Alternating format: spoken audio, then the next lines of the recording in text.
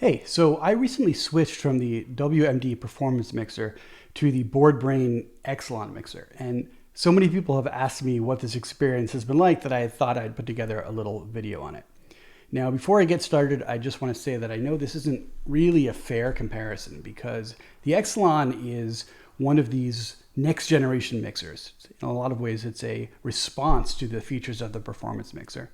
And the next generation of the Performance Mixer version 2 will probably match a lot of these new mixers feature for feature. But for now, we're in early February 2024. That mixer doesn't exist yet, and that's why I made this switch.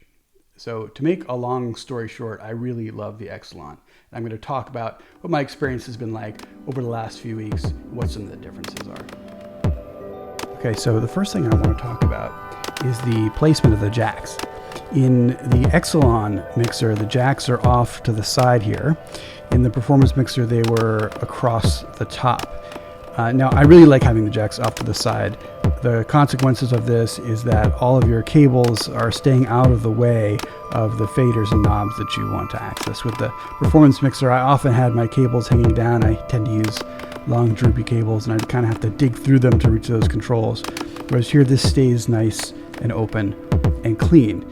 The one disadvantage, of course, is that you've got to be able to kind of read that text to figure out exactly what you're plugging into, since they're not spatially arranged across the top for you.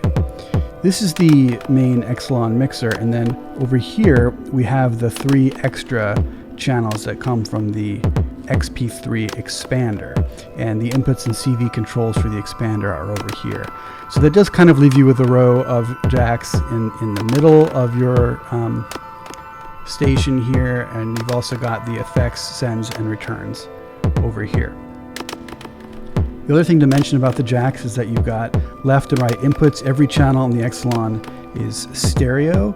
You've got CV control over volume and balance, and also the 2 FX sends, which are stereo FX sends.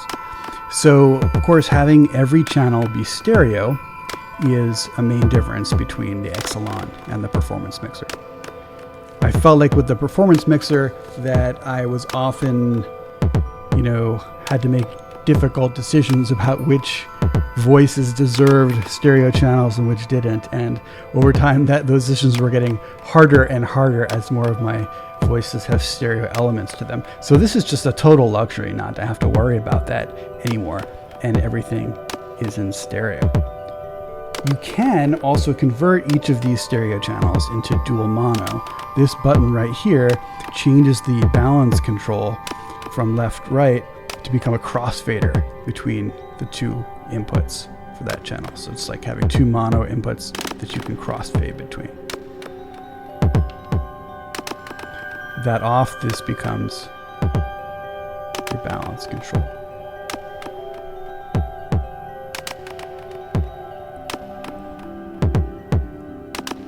Okay, the look and the feel of this mixer. I think it looks great.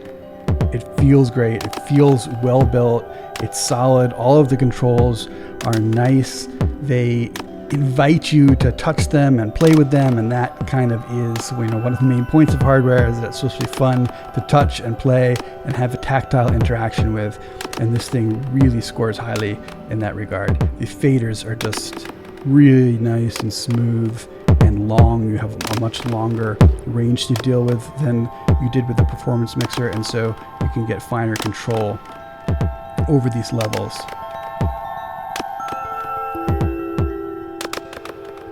I will also say the gain knob, there's a gain knob for each channel. The Performance Mixer also had a gain knob, but it was very small and in a difficult place to access, so you kind of needed to get there with tweezers or small fingers, and this gain knob is just much easier to access. In fact, none of these knobs are difficult to deal with at all.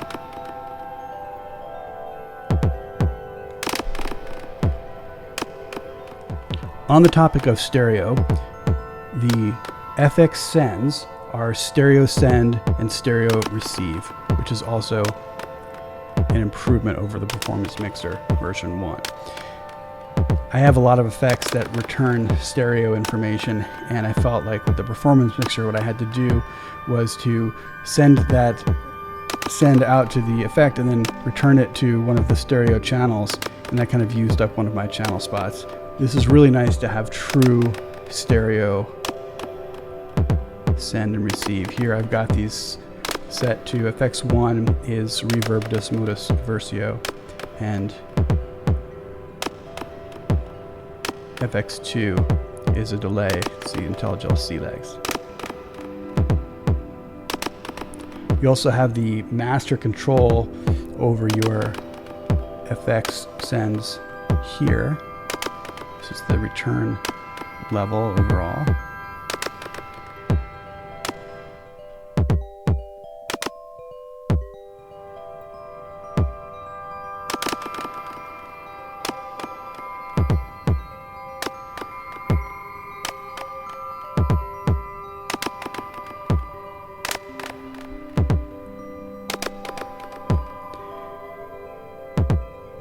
Mute buttons. It's really nice to have clickless mute buttons built right into the mixer in the place where the channel is. I had the Performance Mixer mutes module that I used to keep on the side over here on the left, and that certainly worked, but you know, you didn't have the buttons associated with the physical channels themselves. So this is really nice.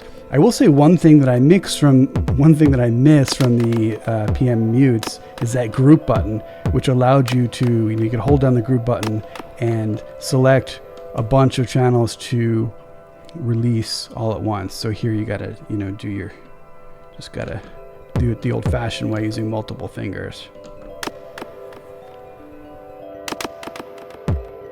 That's not error-free. Okay, one thing I need to talk about is the size of this setup here. It is huge. This is probably one of the biggest cons, I think, compared with the Performance Mixer.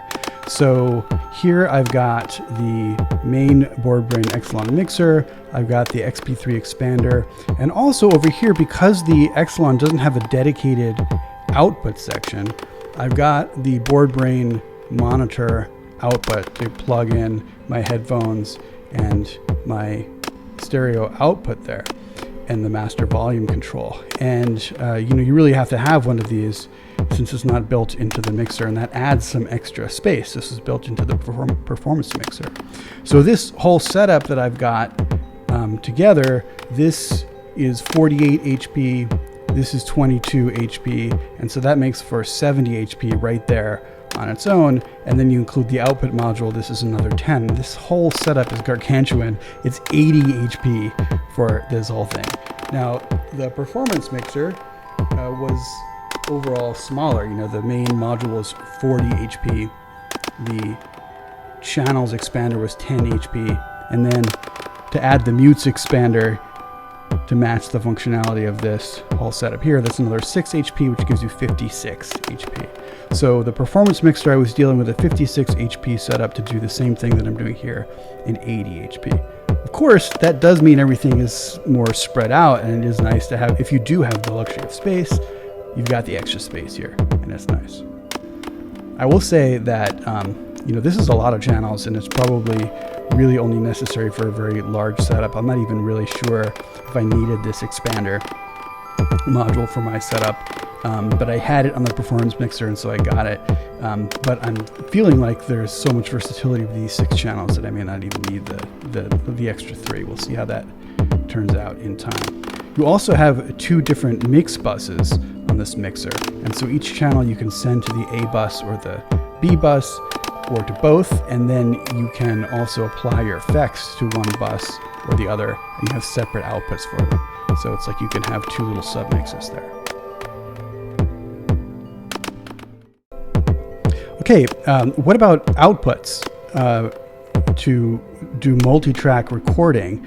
On the Performance Mixer, I had the DB25 expander module, which allowed me to take all 16 tracks that are on that mixer and send them out to a computer or audio interface to record all of them simultaneously, and using those big honkin' DB25 cables. And that was a great solution for multi-track recording. That's not available yet for the Xcelon. There are jumpers on the back that allow you to connect a as yet released expander module to either pre-fader or post-fader outputs to do multi-track recording. So that is coming soon. But of course, that's going to add to the space here.